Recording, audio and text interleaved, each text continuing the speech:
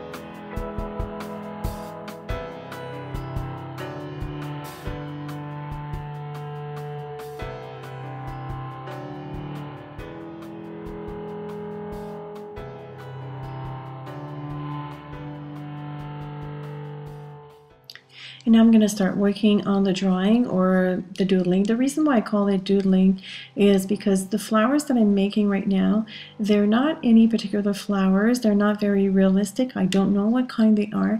I just essentially follow the shapes of the colors that I laid down and make ruffled lines, and I call them flowers. So in that respect, I think that is why I call this doodling as opposed to drawing. The pen that I'm using is a Pitt Artist pen. It's made of India ink, and for the shape of the flower I use the S tip, which I assume it means small. There's no indication whatsoever on the pen. And to fill in the petal layers, I'm using an extra small or XS, and I like using those because they are waterproof. It's made of India ink, so once it's dry, it's totally waterproof. So if I want to go back with some more colors over that, I can, and it's not going to smear the lines.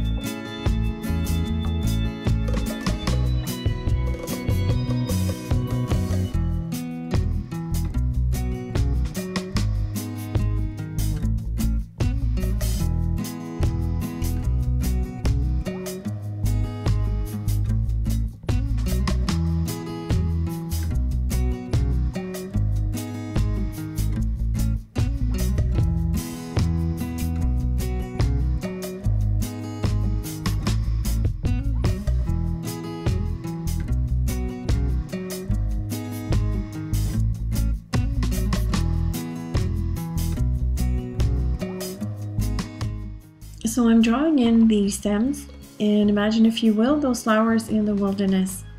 They would not stand a chance. The stems are so thin, but I actually like the look. And again, that is why I'm calling this doodling as opposed to drawing. Now you're seeing me doing the direct-to-paper method with the Neocolors, and that's because I'm going over the lines that I have drawn. So if I see the crayon marks, I really don't care at all. It's just going to add a different dimension to the drawing. This is not the background, this is actually an element, so I can be more forceful with the color. And I'm also going over these lines with water and a brush.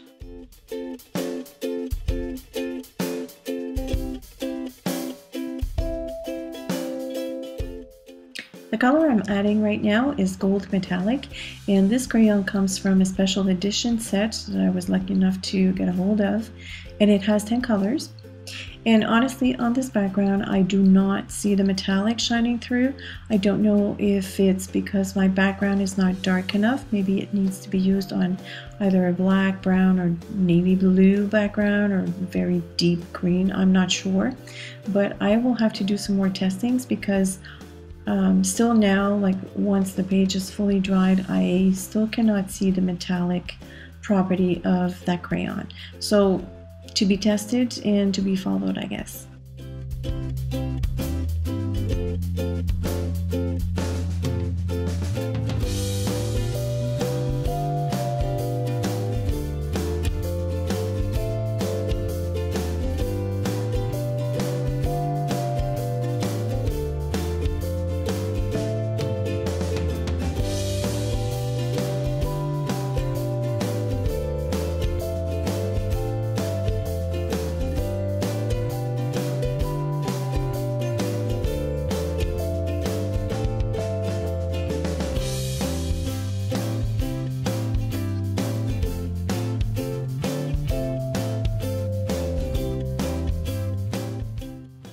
I want to add a title at the bottom of the page, and I'm using again the Pitt Artist Pen for this. I'm first tracing it out with a lead pencil, and yes, it wouldn't be my page unless I make a typo.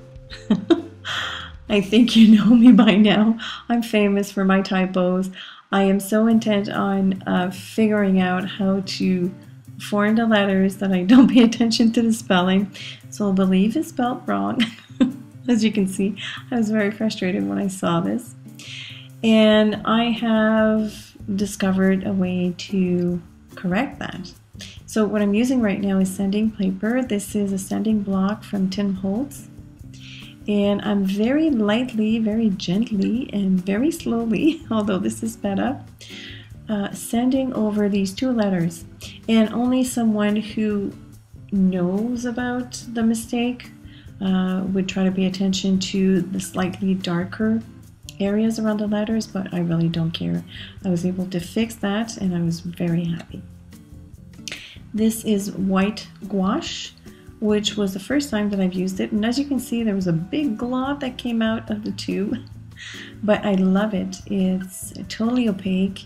It's also water soluble because it's gouache. It's a water color product, but I wanted to use it in its opacity, in its full opacity. So I'm just using a brush and picking up the color to add some highlights on the flower.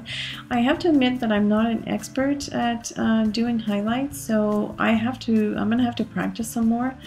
I was afraid to put too much highlight, too many highlights. Wasn't sure where to put them. I was thinking of the light source coming from up top or from each side. Anyways, at this point, I was just having fun. Because I had so much gouache left over on my block, I decided to add water and make white dots to the background. And that's pretty much it. I really enjoyed this process. Making those fine lines might seem tedious to some of you, but for me it's just a way to relax. My hands were engaged in something creative, but because it was so repetitive, it kind of freed up my mind to think of the next project. And it's just so relaxing. I absolutely love it. I hope you've enjoyed this video, and if you did, please give it a big thumbs up and subscribe to my channel if you haven't already done so. And remember that you can follow me on all my other social medias that are listed in the description box. As usual, thank you so much for watching. If you have any questions or comments, feel free to leave them below, and I will see you later. Bye!